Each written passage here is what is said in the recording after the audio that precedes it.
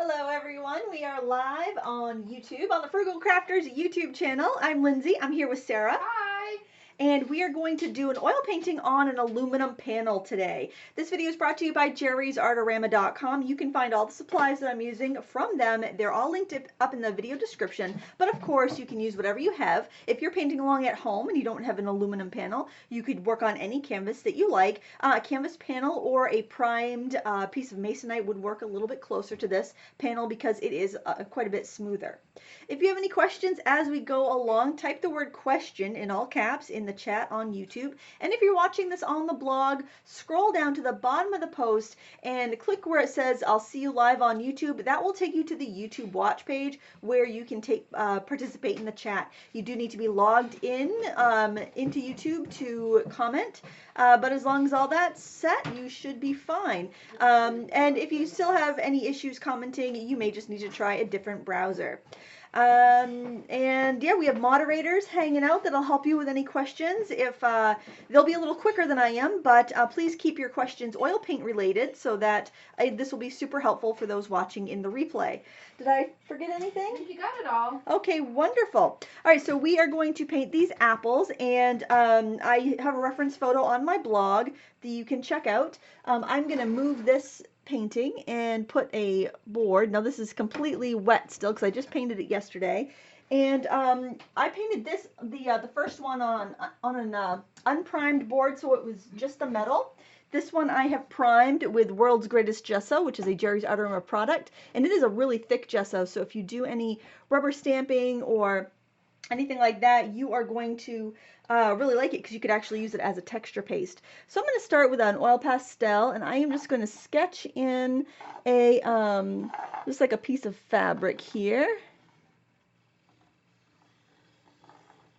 And then I'm going to sketch in 3 apples, and I'll do those in red so you can see.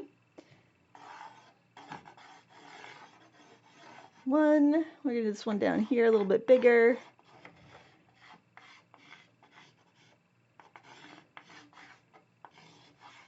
And then we're going to do one over here. And this panel is 11 by 14. I would suggest if you've never used these before, maybe start off with a smaller project. I want this guy up a little bit higher, I think. And we're going to be putting in a really dark background, so don't worry if you have a bunch of extraneous lines. All right. I just dropped my pastel, but that's all right because I don't need it anymore. I have arranged my paint on a plate like this, and as I pick up colors, I will tell you what I'm using. I'm using the Charvin Extra Fine Oils, which are a new product to me. They are available at Jerry's. I'm not sure if they're available at other shops too. I think Jerry's might be the exclusive American distributor. And I'm also using the Mimic Hog brushes, which are a synthetic hog. As we go along, though, we're going to need to switch brushes because these panels are kind of slick. So as you go on, you're going to want a softer brush like these Black Swan, which are a synthetic red squirrel. So all the brushes are humane and pretty easy to find. Now, when you're working on an easel and you've got to get to the bottom of your canvas, what you can do is pull out these little pegs that are on the bottom, and then you can set your canvas panel on that, and that allows you to reach the bottom of your canvas.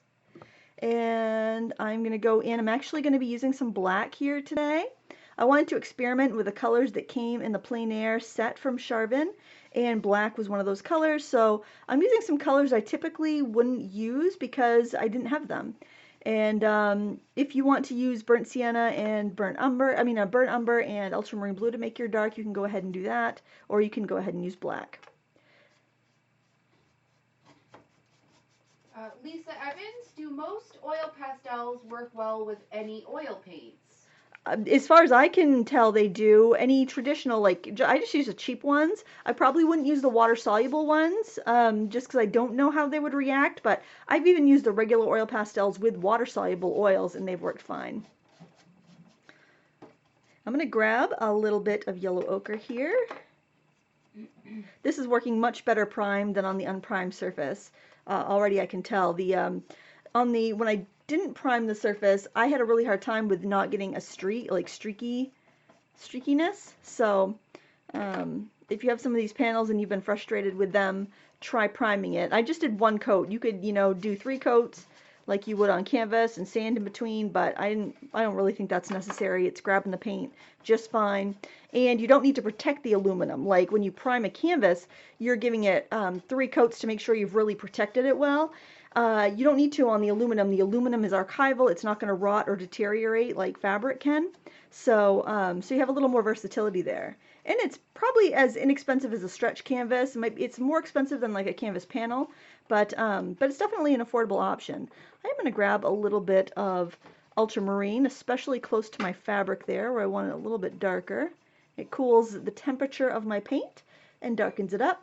And if you've ever wondered why some brushes have long handles and some brushes have short handles, it's simply because long handled brushes are meant for use at an easel. So I'm like standing behind the camera, behind all of my lights, and I can still reach my canvas because of the long handled paintbrushes.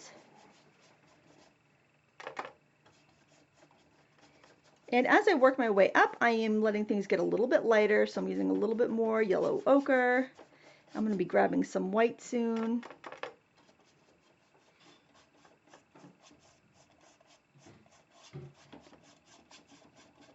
I just want a kind of a out of focus textured background here. Any questions so far? We're caught up for the moment. All right. How many people do we have hanging out today? We're currently at 179 watching. Nice. Molly McAwesome, do water-soluble oils and regular oils behave the same, or do you need to adapt your technique from one to the other? They're pretty similar. You don't really need to do much adapting.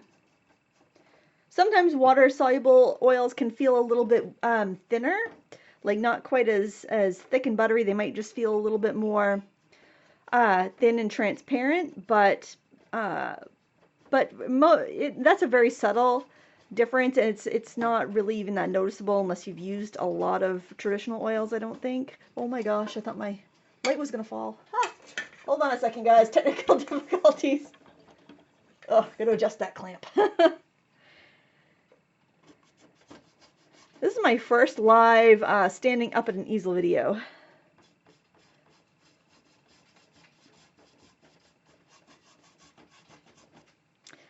So when I was doing this on the unprimed canvas yesterday, it was very easy to spread my paint over the background here. Like this took me a lot less time.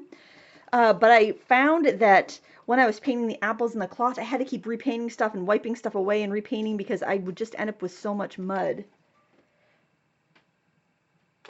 I'm going to grab a little bit more ultramarine blue, a little bit more black. I think I'll maybe add a little bit of burnt umber in there too. I do want a little bit of more dark color back here. Art by Chrissy Marie. What oils would you recommend for a beginner that has never painted in oil?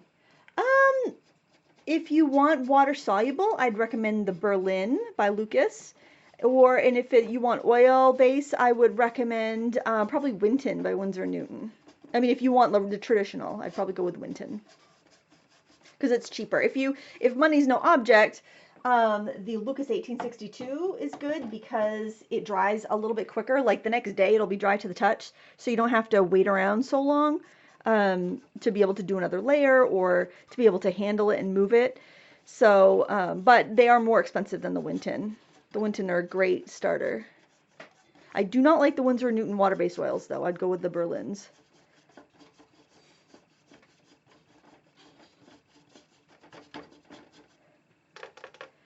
I don't know if you can pop up the camera a little bit, Lindsay. Oh, okay. The top of the canvas is just slightly cut off. Oh, okay. Yeah, I moved it down when I had moved the canvas. There we go. Thank you. And if you're curious about the easel I am using, it's a French easel. And basically what that means is you have an easel that folds up when you're not using it. It's got a drawer that can hold your supplies. And it's great for taking out on the road to paint outdoors. It's really also nice because you could pull out the drawer like I have. I have my palette resting on it. You can pull the drawer out, your storage drawer, and use it as like a little place to keep your palette as you're painting. So it's handy. Rosin Rose Art, what water-soluble oils do you recommend, and what do you use to clean regular oil paint off your brushes? Sure. This is, I have switched from a homemade brush cleaning tank to a silicoil, and this is what it looks like. It's got a little tiger on the front. It's like $6 or something. It's not expensive. You can't really see in there because I've got a lot of fresh oil painty water, but there's a spiral of silicone coated wire, and you rub your brush across that to knock off the bristles, but it doesn't. You can kind of see the wire. You can kind of see it a second ago right there. But it doesn't hurt your brushes. And then all this, the gunk settles down to the bottom. And then after you've let it set for a few days, like maybe you had a few days where you didn't paint anything, you can pour off the solvent from the top of the jar into like a clean holding jar. Then you can wipe out the gunk into the trash, and then you can pour the good solvent back in and just top it off, so you don't end up using quite so much. So it can really save a lot of money, and also, be kinder to the environment because you get to keep reusing that solvent till it's really just too dirty to use. But it used so much less that it's a worthwhile investment. You can make your own by putting some window screen in the bottom of a spaghetti sauce jar, and I did that before, but since finding this, I am a convert. But you totally don't have to have that. You can make your own.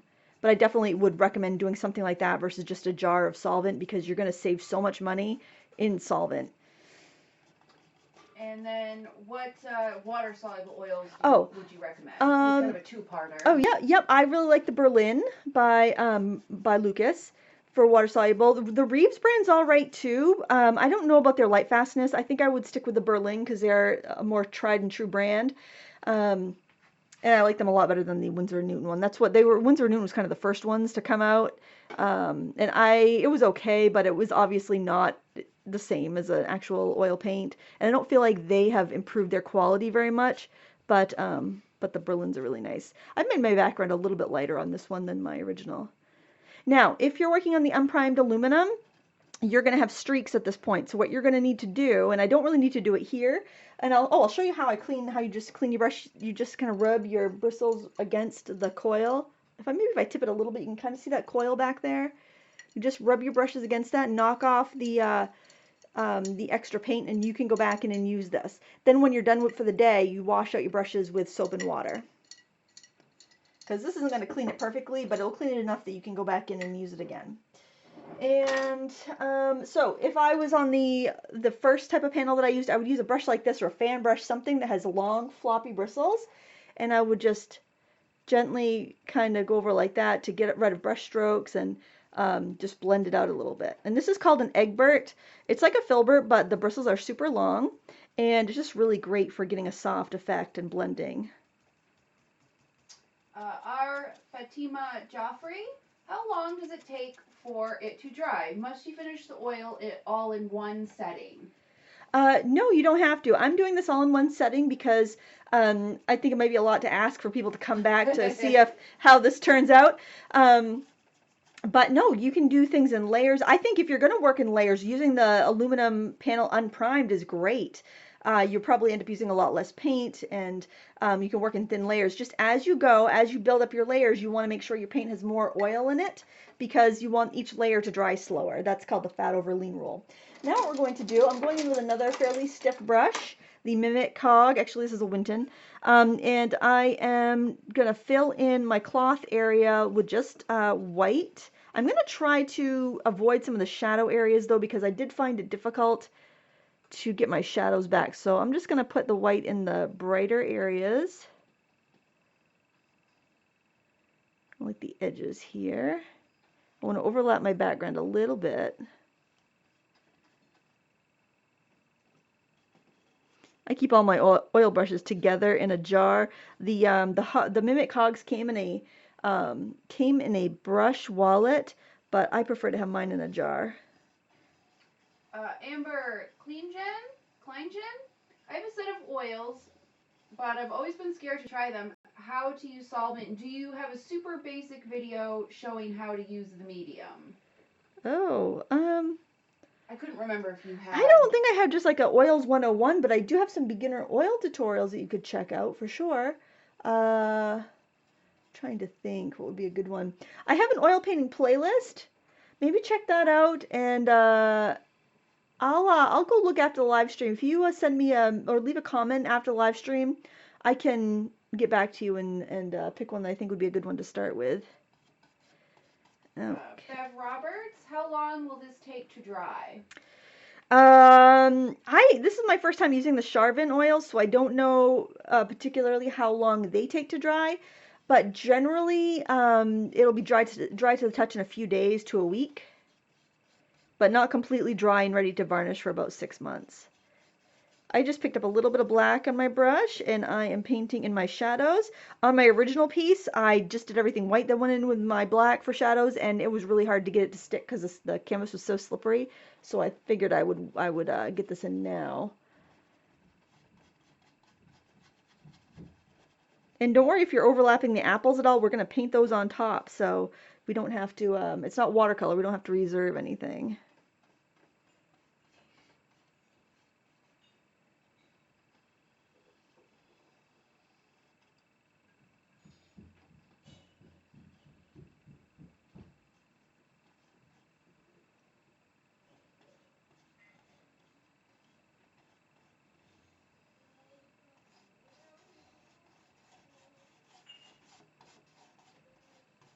I think I want to change the shape over here a little bit. I want that fabric to kind of fold out a little bit there. I didn't print a copy of my reference photo, so I'm going straight from my painting, which is kind of fun to do sometimes because then you end up with like a little bit more of a unique rendition when you're done. Just want to make sure I have it dark enough under the apples. I felt like the apples were floating a little bit on the on my first one.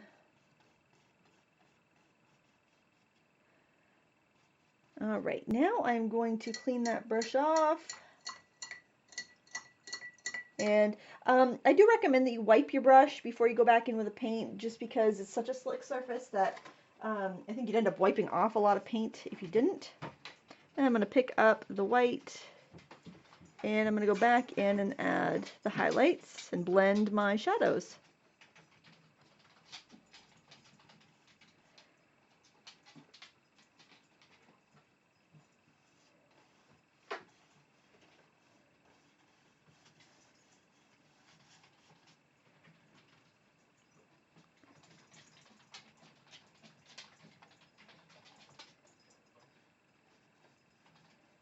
Basically, you just want to make sure you have some paint on all the cloth by the time you're done here. You don't want to have the raw canvas showing through, or the raw panel, I should say. You don't have to have the fabric completely finished, but you want to have something there.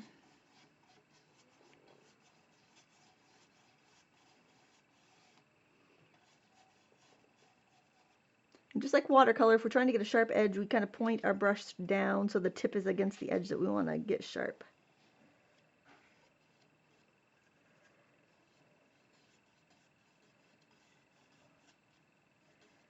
Okay, at this point, I am going to just wipe out any extra paint from the apples, because it can be hard to get a nice red if I've got white stuck in there.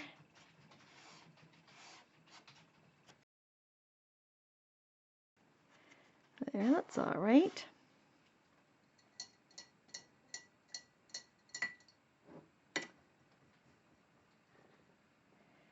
And I am going to grab a filbert brush, I think.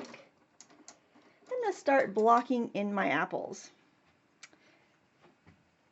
I'm going to start off with some Naphthol red, which is a nice bright red. You could also use Cad Red Deep. And I will say too about these oils is I don't know, 6 feet away from you, and I only have the faintest scent of oil paints. They're not very strong. They're not overpowering. It's not bothering me to sit here in the room with you. So these might be a good. These might be a good option for people who do have sensitivities to odor. These are also handcrafted in small batches, and they use poppy seed oil instead of linseed oil as the binder. So they're supposed to be a little bit more environmentally friendly and a little less toxic. So good point, Sarah. And I'm going to add the bright red on this guy too.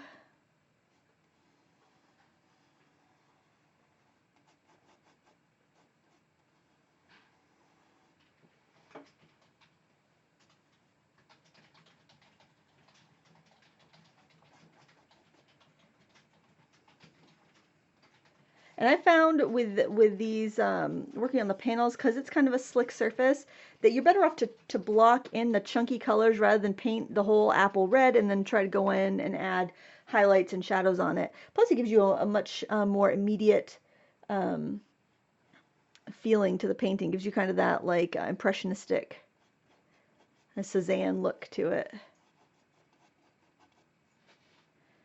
And we'll go to this back one. We'll get this back edge nice and crisp. Try to keep your paint on the tip of your brush. You know, if your paint is down here, it's not going to do you any good. It's just going to make a big mess for you to clean up later. Once that paint gets into the metal part of the brush, then that's when cleanup becomes a pain.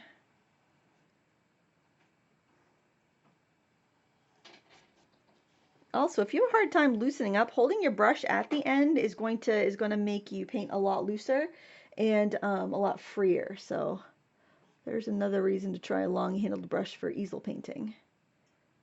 Erin Mist, have you used walnut oil, which is not toxic? I have, yeah. The M. Graham paints have walnut oil, and their mediums have walnut oil. Yeah, I like that too.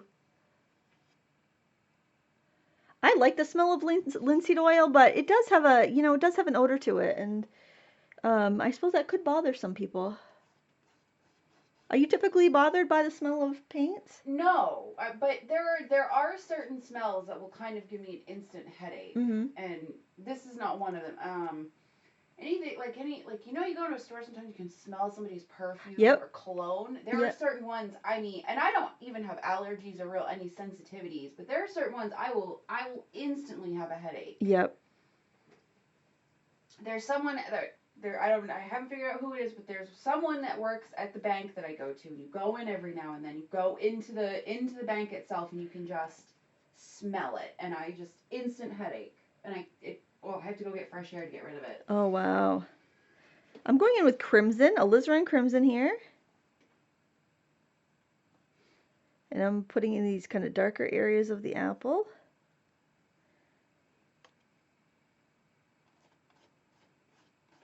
Now, alizarin crimson is a more transparent color, so it is going to be a little bit thinner feeling. So it's not going to have that coverage that other paints do.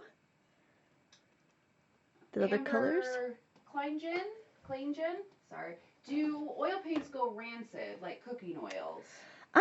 They shouldn't. Linseed oil obviously is that's from flaxseed, and I've never had anything with linseed oil go rancid. With the poppy seed oil, I'm not sure. I guess I don't know if it would bother the paint workability or not. I mean, usually if an oil goes rancid, it's like a flavor thing. You wouldn't want to eat it, but you're not eating your paint, so I don't know if it would, like, how long it would take. Generally, art supplies aren't, good forever. So I don't know. I've had paint with walnut oil for years. It hasn't gone bad. I imagine it's also how you store it. Probably, yeah. Cool, dark place. Do some of the crimson towards the bottom of this guy. I want the fabric fold in front, so I'm just kind of keeping an eye as to where that fabric is. Katrina Noel, your paint looks thinner than mine. What could be causing this? I have Winsor & Newton oil paints. I don't think it's that the paint's thinner. I think that it is that the surface is smoother. So you can see I can tip my paint like that. It's not going to run or anything off my palette. I think that's probably it. Because I've used Winsor & Newton too. I think they're about the same consistency. All right. Now I'm going to take some of the red that came in the Charvin set, because I did start off with that in my other painting, so I want to kind of keep it apples to apples, pun intended, and go in with that. I think because this was a landscape set, not a still life set, it just had like a very, very unusual set of paints, colors I'd never used before, that were kind of fun to play with. Now this is a very opaque color. It's a cool red, but it's opaque. And then maybe that's why with a landscape you generally, or plein air, you'd be painting all at once outdoors, so you need everything to have like a certain amount of opacity. And I just picked up some white in the background. That's not that color. I'm going to wipe my brush off, get that white off of there. And this is a regular old synthetic brush I'm using here because as you layer on the smooth surface, you're going to run into the paint just wanting to glide on you. And I'm also going to mix some of, I think I'll do the French primary yellow, which came in the Charvin set, just a pure kind of bright yellow, and I think I'll do a little crimson with that, because that's not going to give me too much of an orange, it's just going to give me a kind of a warm red, and I'm going to add that to some of these. Actually, I might just do the yellow on its own here because I've got so much red.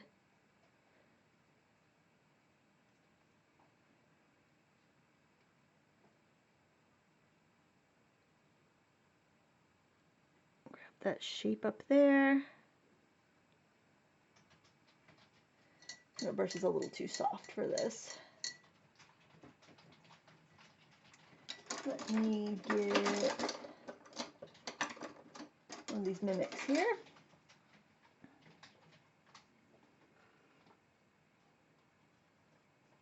Up right here, and I'm just going to blend it into the red. The red is a really strong color, so it could be difficult to layer anything on there. And I'm just going to grab the red on its own and bring some over here on this apple. Joe Maskey is asking about a comparison of the aluminum to hardboard as a support for oils. If you're going to prime it, I would say the same. If you're not going to prime it, you're going to have a smoother surface to work on. I think it would be best with acrylics, honestly.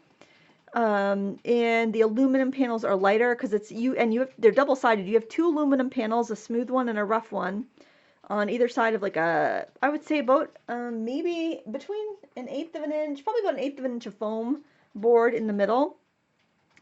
So especially if you're going in with larger sizes, it's going to be a lot lighter. But I think it's kind of also the aesthetic. I'm taking a little bit of the primary yellow, adding a little bit of it's kind of like an earthy green. It almost looks like chrome oxide green, that color I hate, but it's really not that bad. The one color she hates. And I'm just being really careful that I don't end up with too much mud here as I add it in. I do need a little shadow there, so I am going to let them mix a little bit there.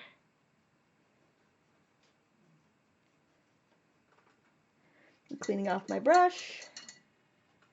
And I'm going to grab a little bit of that bright yellow on its own and just kind of go over that green a little bit.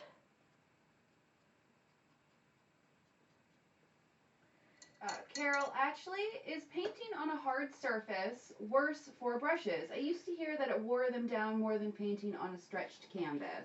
No, what would wear them down would be the texture. So a smoother surface is going to wear them less than a rough surface. And this is feather, you just need a feather touch to apply the color here, so it's going to be a lot less wear and tear. Like if you're looking at watercolor brushes that are very delicate and you're looking at rough watercolor paper, that's gonna wear them down much quicker than using a smoother watercolor paper.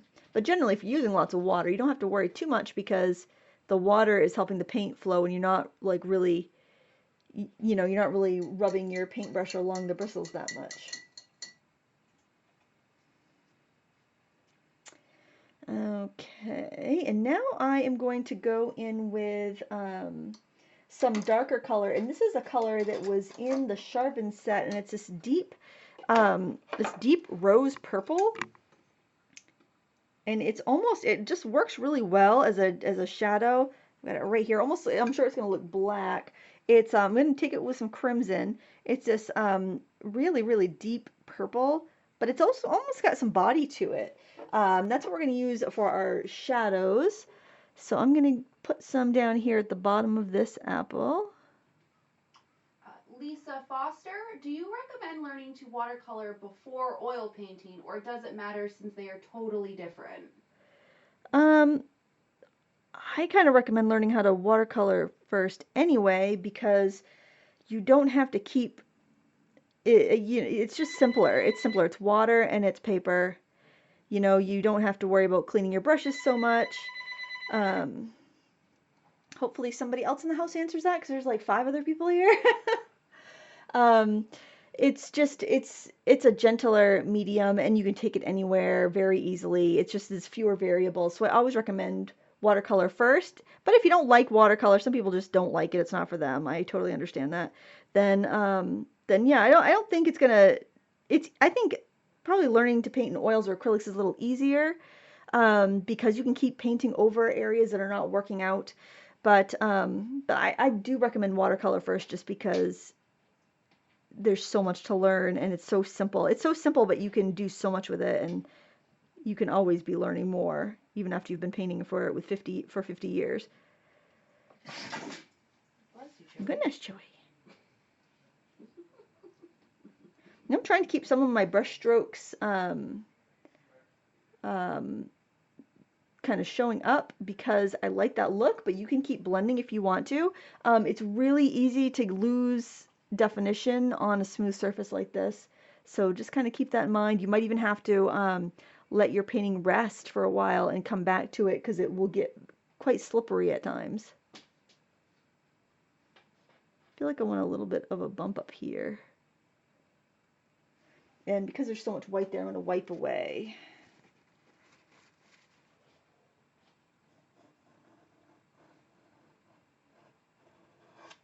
There we go.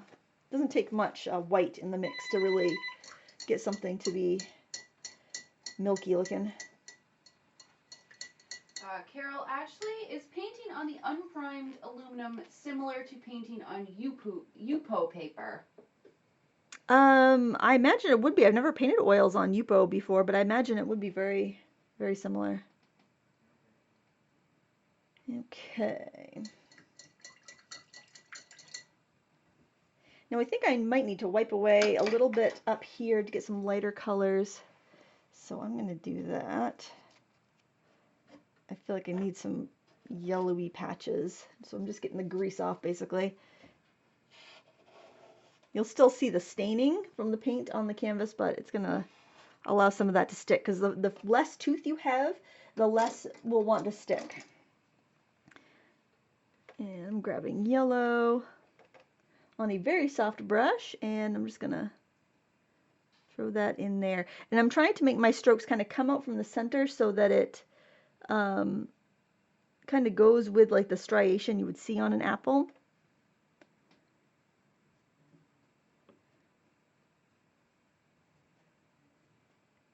And then, now at this point, I'm probably going to start keeping, brushes with paint on them, and just kind of switching between brushes as I go. So now I'm going in with that purpley alizarin crimson mix, and I'm going to add a little shadow on this side, and then I'm going to just drag the strokes inward. Lindsay, can you adjust the light? That apple you're painting now, on my screen you can hardly see that yellow. That okay. it's a little washed out. Let's see. Maybe. Because I can see the texture from here, but you can't see it on the screen. Okay, is that better? Well, I'm a little still behind, so. Okay. We're still at 30-second delay.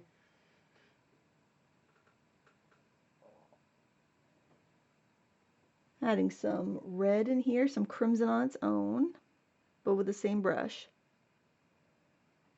Yeah, that's a little better, but it's still. It's almost like it's coming from the top. Maybe if you adjust one of the top. Oh, Sorry. let's see. I don't know without blinding the camera there.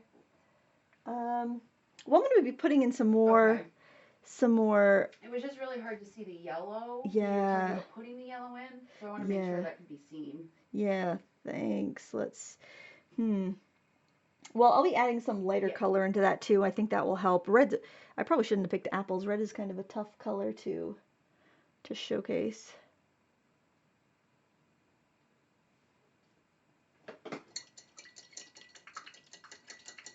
Let's try yellow on some of the other apples. Maybe that will be a little bit easier to see.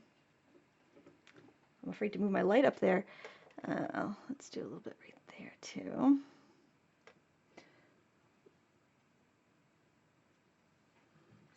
And you might need to clean your brush or even switch brushes if they get too clogged up with your paint underneath. Because red, fighting with red is like fighting with white. Those two colors are probably the most potent, and they like to steal the show.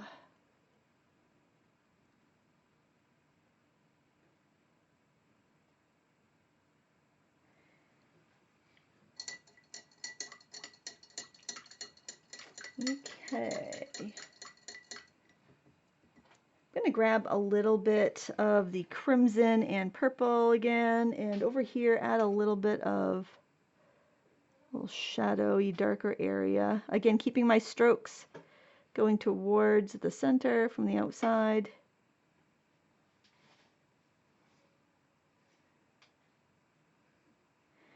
And I need a little shadow towards the bottom here.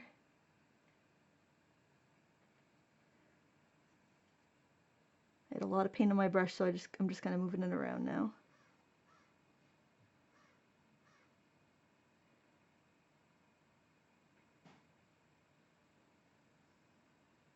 Reaching over lights, so if I have some wobbly lines, that'll be why.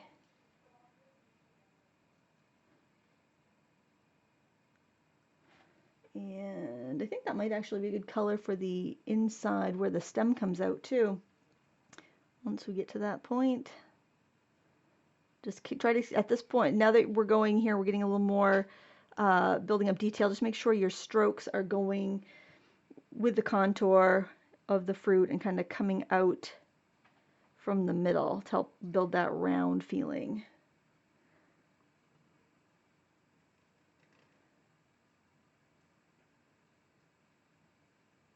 And if you're painting this at home and you can take a break, you know, taking a break, letting it dry overnight, it's not going to dry, but it will set up enough that you can go in and add more later, and that's really helpful. I want to get the little pits where the stem comes out, so I'm going to grab a round brush for that. I think I'll use, this is a number 2 Mimic. You'll notice that when you have long-handled brushes, and I do not know why this is, but long-handled brushes use a different sizing generally than short-handled brushes. Like this is a number 2, and if this was a number 2 watercolor brush, it would be tiny. This looks like a number 6, the size of a number 6 watercolor brush. So just kind of keep that in mind if you're shopping online. To be aware of what you're getting, because you might be ordering brushes and thinking they're going to be way smaller. Or you might be ordering watercolor brushes and expecting them to be way larger. And this is the shadow in the inside. This is just that purple color, but as it mixes with like the reds that we have in there, we end up getting a nice natural brownish color. And when I'm pulling up my shadow, I'm just kind of like gently kind of feathering it out in the direction of like the striations on the apple that I was talking about earlier. I think I'm going to leave that one fairly blended like that. And I really like the way this brush is working on that canvas, so I'm going to clean it and use that to do a little bit more work, because when something works, stick with it. Annette Fournier, would water-based oil be better for someone who has chemical-triggered asthma? I can't even use bleach or air fresheners. It might be better because it's usually the solvents and not the paint that gets you, you know, that bothers people. But I would honestly go to a store and open a bottle, like kind of unscrew a cap and see how you react to that, because I can't say. I know the elementary school art teacher used to have really tough times, and she actually had to retire early because she couldn't handle any of the paints after a while. So I would try to go to a store and uncap one and see how it makes you feel. See if it's something you can tolerate or not before you spend money. I'm trying to get a nice bright green here so I can just add a little bit of green. And because of the red and their opposites, it just wants to go right to brown. So it's a little frustrating, but I was having that same problem in my first painting, so I know it's just a matter of the paint underneath setting up enough for the top layer to stick. So I'm not too worried about it. We'll get there. That's probably bright enough. Okay, now I'm going to start adding some white to the apples. And you'll see we're going to end up doing several layers of highlights because it's just not going to stick. All the paint's not going to stick in one go. And I'm gonna grab white because I know that it's gonna fight with the red, so I'm not gonna really have to add much to it. It's gonna be blending in just fine without me doing much. I'm gonna kind of tap in around the stem area on this one. And since I could feel that I've got my white a little blended, I'll go up here and I'll add that to the shadow up, the highlight up here, which is just a cast highlight. It's not a direct highlight. So I know I can just add a little bit of white up there.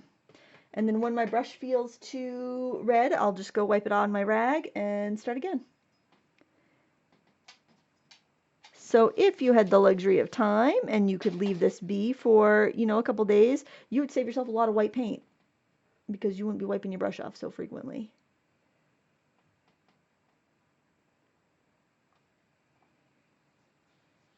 And by keeping your paint just on the tip of your brush, you're going to avoid wasting even more because it's you're just going to have to tap off the tip of that brush and you'll be all set. I'm using a flat so I can pull out some kind of chunky painterly highlights.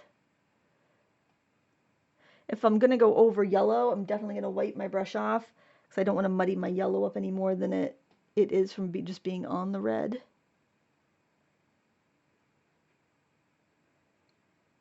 And then if I know I don't need quite a bright highlight, and my brush is a little dirty, then I'll go down and do a highlight that's just really soft.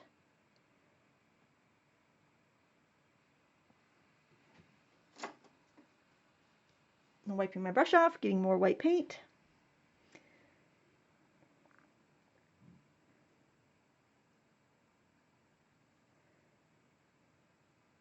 And I'm just going to tap some in a kind of half circle around this area where the stem's going to be.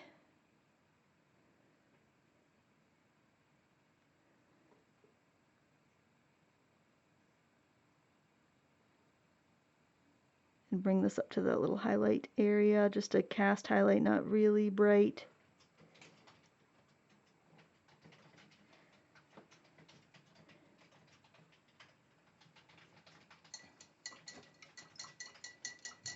All right, now I'm going to switch to either a round or a filbert. See what I have handy. But I do want a soft brush because I'm still going to be going in with white. It's got to be fairly good size. Let's see, this one will work.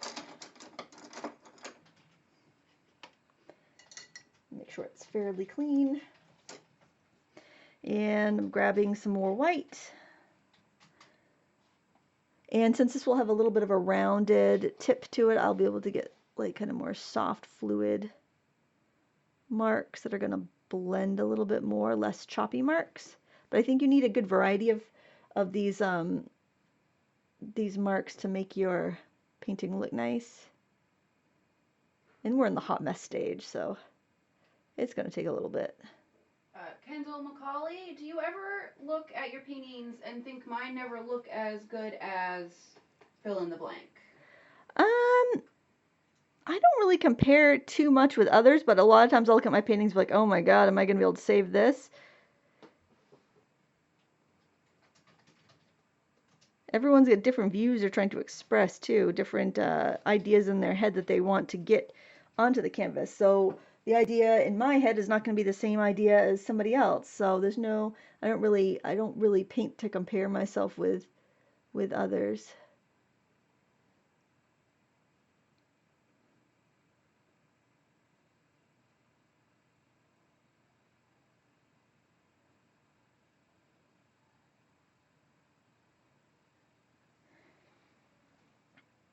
And a little bit more white on the edge of this.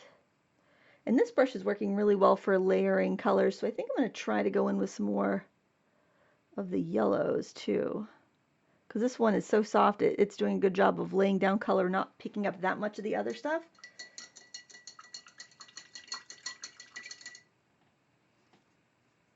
So I'm going to pick up some yellow on its own and see what I can add this way. Still can't add too much because it wants to mix, but I can get a little bit in there. That one, I like the yellow in that. Let me do a little bit more up there. And then I feel like that apple on the bottom needs a little bit more dark towards the bottom. And I think that I'm actually going to reshape the bottom of that apple because I don't like it coming off the bottom of the canvas. I want to have it sitting on the table more solidly. So I'm wiping off. Can you adjust the camera? Because it's just slightly cutting off that. We had somebody ask why the apple was floating. My magic apple is floating. So let me grab some, clean my brush. I'm going to grab some brown and black and add that to the bottom. And that will help my apple look a little bit more stable. Grab some yellow ochre in there too. Any of the colors I used in the background I can plop in here. Pat Kelly, are aluminum panels light in weight, i.e. easy to frame? Yes. Joy. Yep, that's one of their selling points. They're light and easy to frame. You can put them in a standard frame. They'll fit in the 1/4-inch rabbets that are in the frames.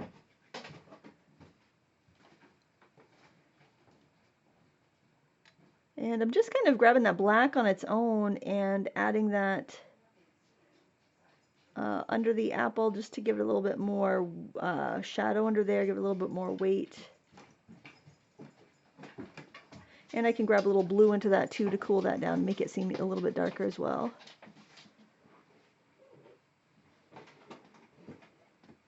Just make sure you feather it out.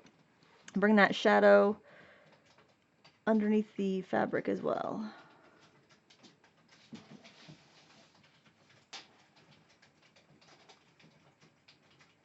Okay, that's a little bit better, but I need to do something to the apple to make it stand out a little bit more.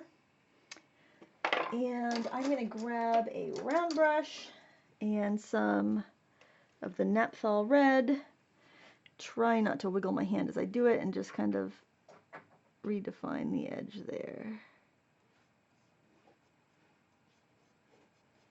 I don't want to go all the way around, just kind of get this edge here. There.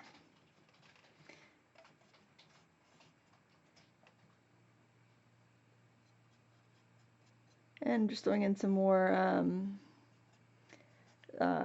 motion-y painterly strokes with this brush in that color, since it's moving the paint around really well.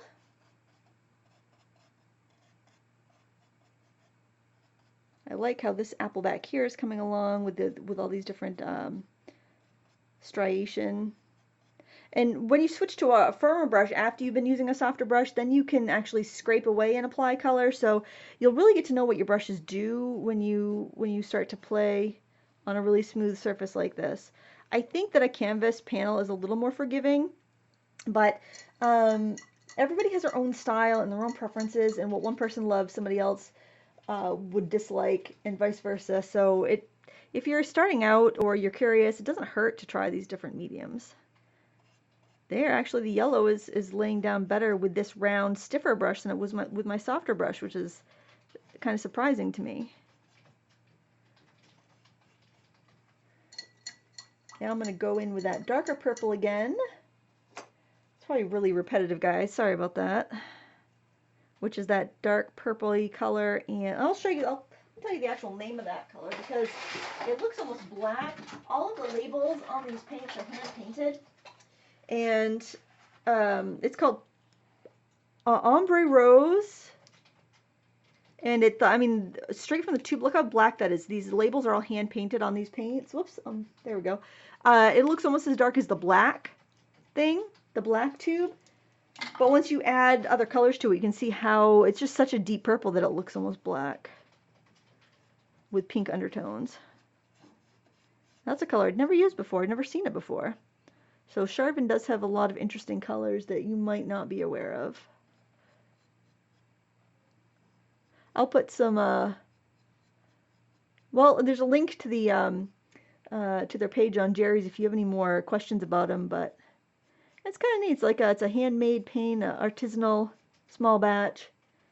Fun, something fun to try once in a while, something different.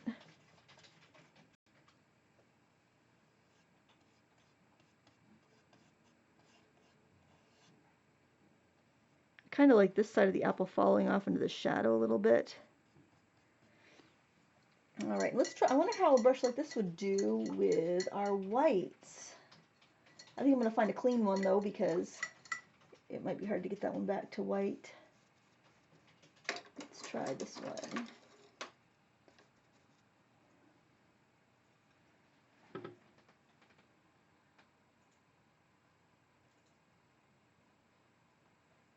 Oh, there we go.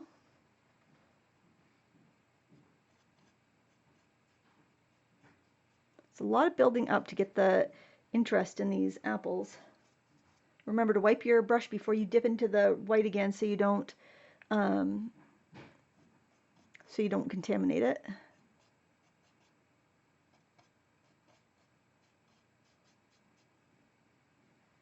Wipe the brush and pick up some more.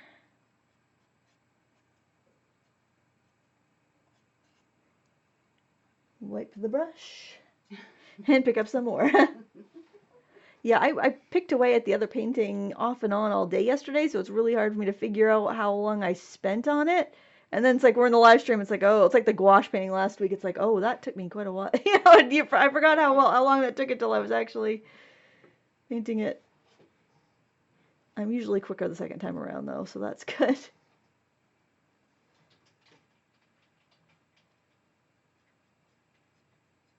All right, we're gonna give the apples a rest and work on the fabric a little bit. That'll give our paint a little time to set up a little bit, not a ton, but it will give us a little time.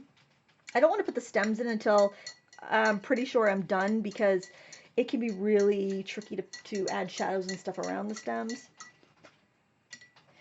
So what I'm going to do on the fabric is just, you can grab whatever brush you like to paint with, whatever one gives you. It might be a flat, it might be a filbert, whatever's going to give you a little bit of a detail. We're not going to do too much, but I do want to put in a little bit of like a pattern on the fabric. I'm going to pick up the ultramarine blue. If you want, there was this other color that was just kind of pretty in the Charvin set, and it's almost like a periwinkle blue. I thought that might be kind of pretty to add in there. And I'm going to put a little stripe on the fabric here, but I'm going to go with the folds that I put in the fabric. So you want to make sure that however you painted your highlights and your shadows, that your paint agrees with it. So I'm kind of curving around, and then I'm going to curve around one more time. So as long as it just agrees with whatever you painted, that's all that matters. I think I want it a little bit darker.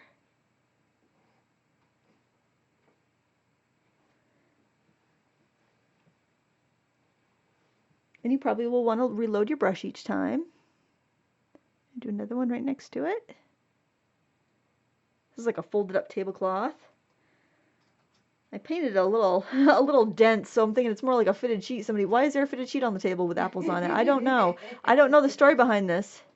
Sometimes you make up little stories about what your painting is all about, and it's like, okay, someone got hungry while they were folding their laundry, and they decided they needed a snack. So it happens. Yep, that happens.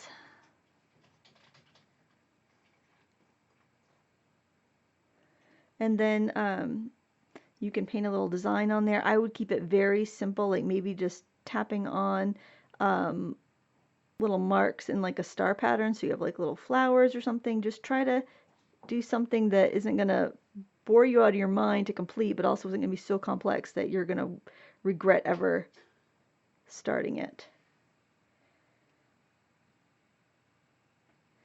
I think just like 4 little dabs makes a cute little star flower type.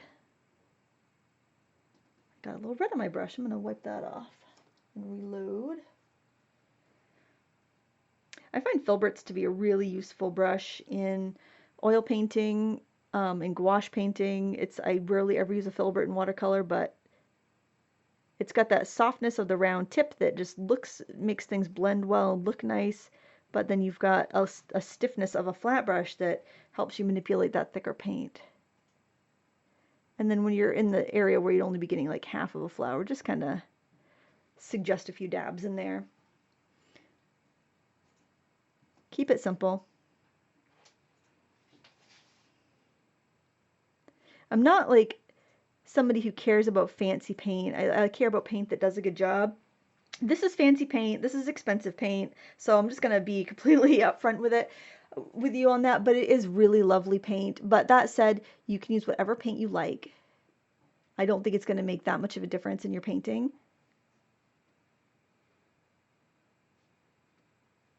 But I was pleased to see that you could use my coupon code from Jerry's to save some money on the sets anyway. I can't remember on the originals if you could or not. I'll put a little design back there. And then I think I'll figure out where I want to put that stripe so that I can kind of, maybe I'll have the stripe kind of pick up behind there. So we have a clear cutoff. It's like almost like this stripe is like a border on the fabric.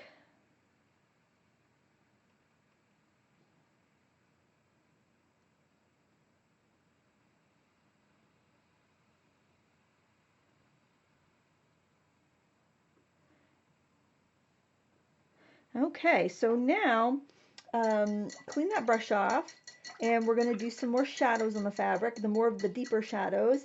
And you might even want to, on a couple of days, come back and add your shadows. If your paint should stay fine on your palette, you could put a little like saran wrap over it or some press and seal or something if you have a little left and you want to come back to it, or put it inside a Tupperware container or something. Because your paint's not going to dry right out. You do have that flexibility to come back to your palette the next day. Give it more than a day though. You probably ought to clean it because it will just you'll get some chunky bits. But I just clean that with a solvent. I just take some, I take a paper towel. I usually take one of my big brushes and wipe it all down, and I scrape off what I can first with a palette knife, and then I'll go in with a brush and just kind of brush over some solvent, and then just wipe it out, and then finally clean it with soap and water. But it's just like cleaning a greasy plate, it's not that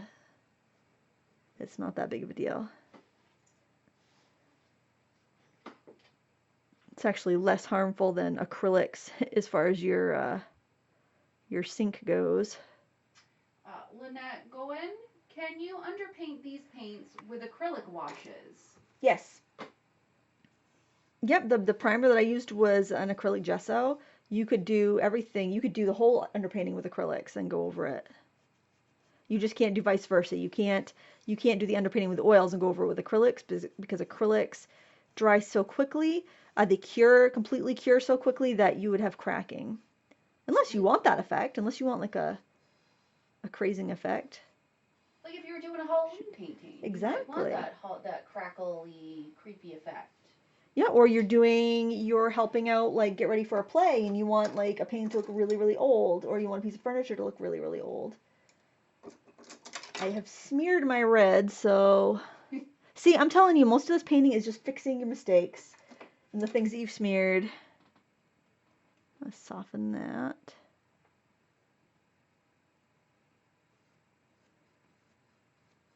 Sometimes you can just buff that right out with your fan brush. It'll buff right out. That's how I feel about my face some days. Yeah. Put makeup on. We'll just buff that out today. Yeah. I'll go dark circles. It'll buff right out. We'll just buff those right out.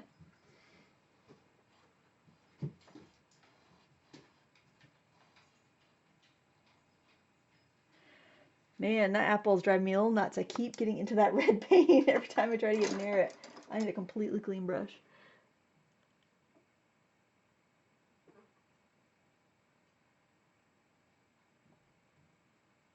Should have made a pink yeah, really. tablecloth. Well, can't you do it now? You get you how to mix on the surface. I don't want this live stream to be 3 hours long. I think it might be if I start changing the colors of things. Yeah, I'm just gonna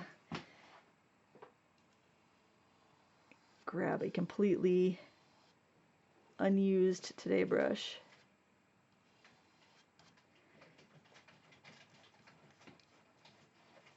Apple might be a little fatter when we're done because I need to cover up the pink in the back. Oh, come on, I just banged into it.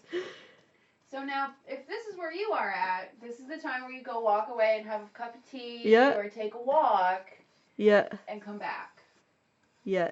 Powering through is only good if you're doing a live stream. Yeah, I'm gonna brush into the apple and just fix my apple. That's gonna be the easiest way to do that. There we go. I do want a little bit more. I do want to redo that crease in the fabric, but it's going to be, you know, one and done here. So this is a disadvantage of standing so far away from the painting, is that I can't brace my arm against something, and if I get shaky at all, it wants to, you know, it's really hard to get a straight line, but I think it's fine. And with a soft brush like this, you can go in and add a darker shadow and just gently feather out that shadow. But if you can't get the depth that you want, just after it dries up a little bit, a couple of days, you can go in and add those shadows. It's going to be a lot easier. Okay, so now I'm going to go back to my red and give myself that edge again. You also want to make sure your brush isn't like sopping with paint thinner, because it's going to be, it's going to leave streaks and it's going to wipe away the paint you already have there.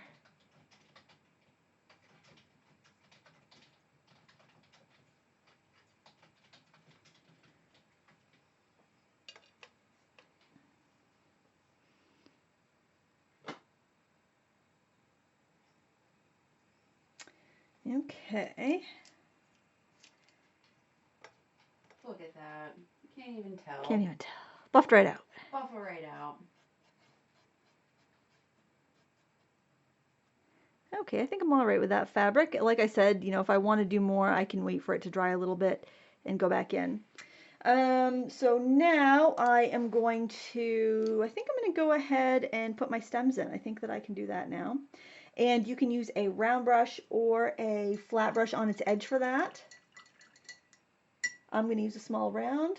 I'm using one of these black swans. So these brushes, I don't know, I don't think these would be that useful for acrylics unless you're using a flow acrylic, but for oils, for these final touches, they are wonderful, and they're very inexpensive, which is actually, I'm surprised that the yellow handled Mimic Hogs are more expensive than the black swans, because the black swans really do feel like a sable brush to me. I am going to start off with my burnt umber and a little bit of yellow ochre to lighten it up. And it's, I mean, these paints are really thick right now. I don't know how it's going to flow, but I don't want to add any thinner or oil to it because I have such a slippery surface that I'm working into. I'm going to start in the pit of this apple and just pull out a stem. And now I'm going to wipe my brush. I'm not cleaning it, just going to wipe it. I'm going to grab white and yellow ochre. And hopefully my hand won't jiggle too much. I'm going to give the stem a top, and I'm going to pull the highlight down the stem. And I'm going to let that sit for a bit, and then I'll determine whether I need to do more than that. Now for this one, we're going to have a stem that kind of dips down, so I'm going to start in the pit, and I'm pull it down, and then I'm just going to give it a bump on the end. And I'm going to wipe, I'm going to clean my brush here. I'm going to wipe it off. I'm going to get some green. And I think I'll take the green and yellow ochre. So it's that green that almost looks like chrome oxide green. The color I hate, in case you're following along. I'm going to just dab that on there. You're fine. And I grab some yellow ochre. Going to give it a little dab on the end. And I'm going to leave that for a bit. I know I need to do more for that, but I'm just going to let that sit for a second. And then this bottom apple, I did clean my brush. I'm going to go back in with the burnt umber. I wiped my brush after I rinsed it because I don't want to be having drippy thinner on this. Because if you get you know how a bead of water acts on watercolor, it can just make a mess. Same thing with thinner. It's just going to lift up and then when you go to blot it, you end up removing your paint, and that's kind of a pain. So I'm going to stab my brush in there and flick it out. You just want to try to have a little bit of a bend in that so it doesn't look really stiff and forced. KM Himes 1, do you use fast dry mediums with your oils? Honestly, I'm pretty simple. I don't use many mediums for anything. If I really want a fast drying paint, I use my Lucas 1862s. Or watercolor. Or watercolor, yeah. But if I wanted like an oil, I would just use my my 1862s. All right, dabbing just some mix of black and brown on the tip of that. And now I'm noticing that I've got that stem in. I could have that a little darker underneath. So I'm going to keep with this brush because I can't do too much damage with a tiny little brush like this, and we're getting near the end. So I'm picking up some black and some burnt umber. I do have a little thinner left on my brush, but I'm making sure it's not really, it's not dripping, it's not juicy on there. And I am going to just darken up the little pit in there.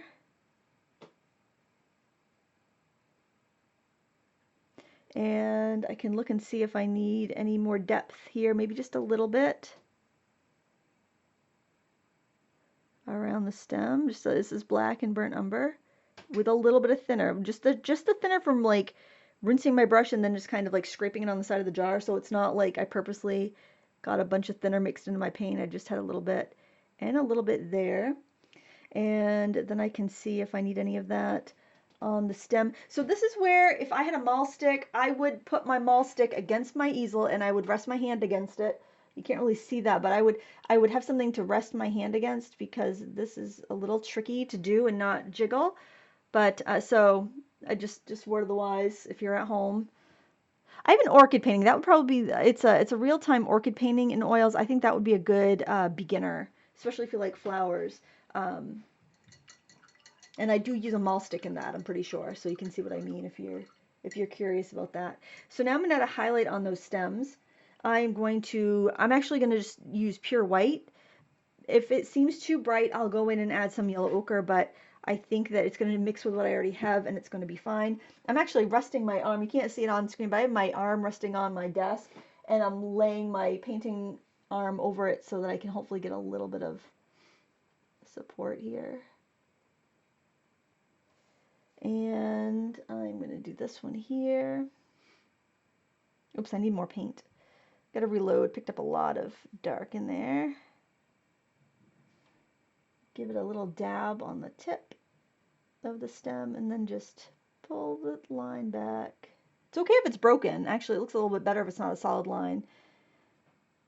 And then this guy up here. That one actually has a fairly decent highlight just the way it happened to paint. Okay, I don't think I'm going to mess with it. That's okay, I think. And so now all I really have to do is put in my brightest highlights and maybe some shocks of naphthol red, but that's pretty much it. So for these final details, I like to keep it with the softest brushes that I have, which are my Black Swans.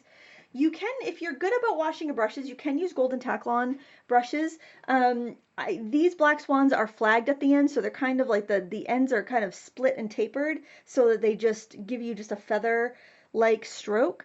But you can use your actually like beat up old Taklons that maybe used for acrylics. You could use those for your oils and get a very similar effect. Just wash them well. These wash pretty well. I have had issues with brushes just kind of getting trashed when I use them with my oils, but I think that was probably my poor cleaning habits. Well, you're also more used to cleaning up watercolor, which is easier and quicker. Yeah, there's a real reason right there. I used watercolors because I'm terrible at cleaning. I went down to my studio last night. I found two brushes, hard as a rock, that I had just varnished some furniture with. A 4-inch wide synthetic and a 1.5-inch wide synthetic. So they're sitting with some brush cleaner, and I'm hoping I can revive them. But man, I'm like, come on! I even had the varnish thing closed, and they're just laying across the top, preserved for eternity in there. Saved from that last project. I know, I'm like, oh, because I really liked it. My favorite varnishing brushes. They weren't very expensive, luckily, but still, when you have a good brush, you know, you hate to waste it. I'm trying to clean out one of my red brushes well enough to do a highlight, because I wanted a flat to get some of the chunkier highlights. I think it's cleaned out good enough. If you just rinse them in your thinner and you don't wash them with soap and water, they will get stiff. But you don't want to do your wash with soap and water until you are done painting for the day, because you won't be able to use them with your regular oils. If you're using water mixable oils, you can, because they're okay with the water, but you don't want to introduce water into your painting. Just cleaning my brush again and wiped it off really well, and I want to give, I'm actually going to move the other side of the camera here. Give it a streak there. I didn't mean to streak it over so much. I'm going to see if I can correct that.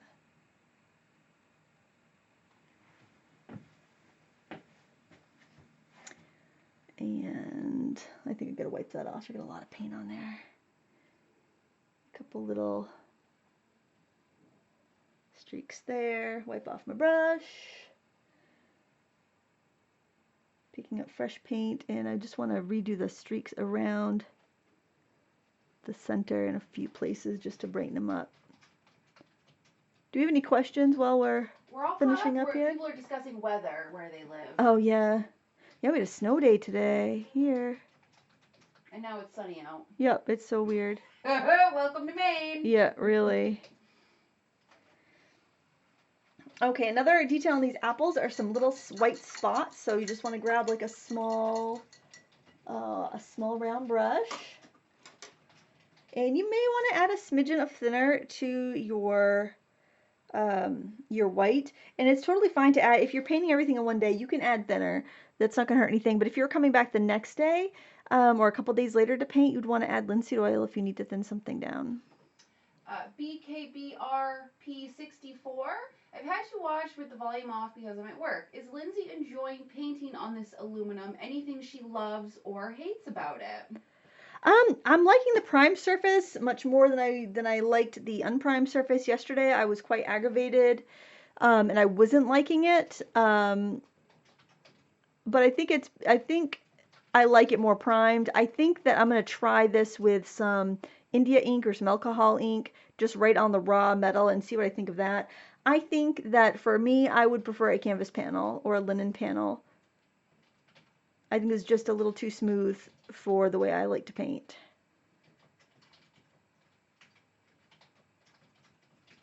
But you know what? Everyone has different opinions, so I figured it's worth trying and letting other people see and decide for themselves whether they would like it or not.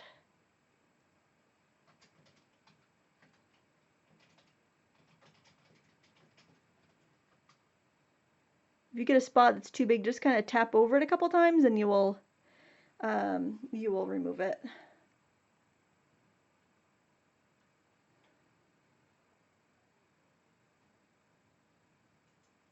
All right, a couple shocks of red color, and I think we'll be good. I want to grab a flat for that, I think. I have so many speckles of paint everywhere, of thinner from cleaning my brush.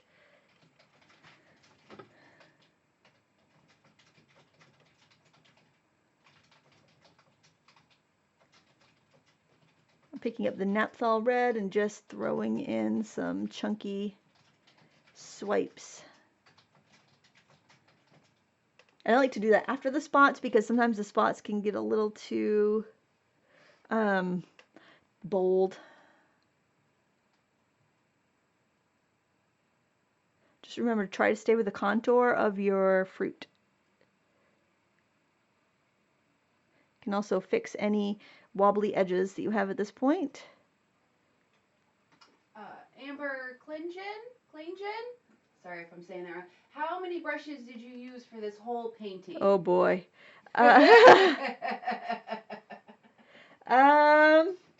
Well, I would say I probably have 30 brushes in various states of filthiness on my table. You don't have to have that much. I will say it's nice to have a bunch of brushes so you don't have to stop and clean so much.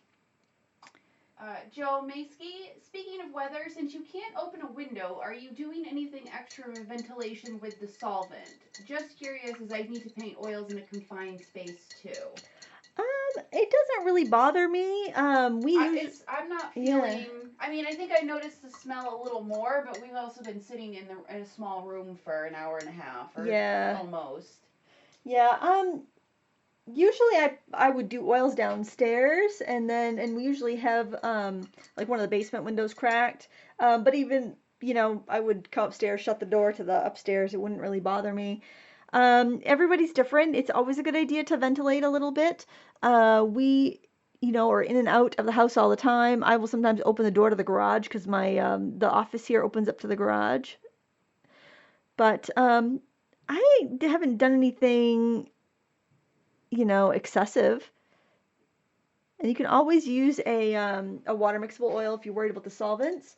But I wash my brushes with soap and water, and I cap up the jar of solvent, so it's not like there's constant fumes, uh, being emitted all the time. And last couple highlights, and I'm gonna call it done. Before you go, guys, I'd love it if you gave me a thumbs up. That really helps the channel. Any last minute questions before We're all caught up. All right, you can find the supplies that I used today at jerrysartorama.com.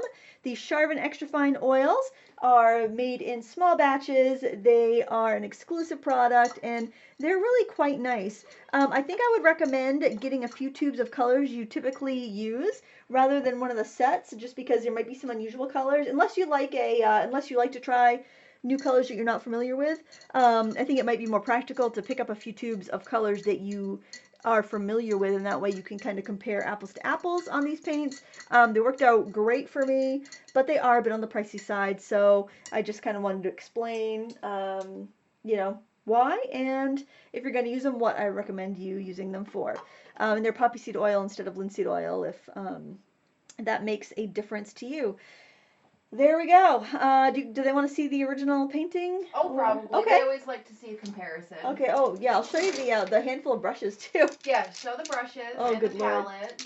These are the brushes. These are how many brushes I ended up using there. If anybody wants to stop and count, there's quite a few. My palettes, I used up pretty much everything I put out, which is always good.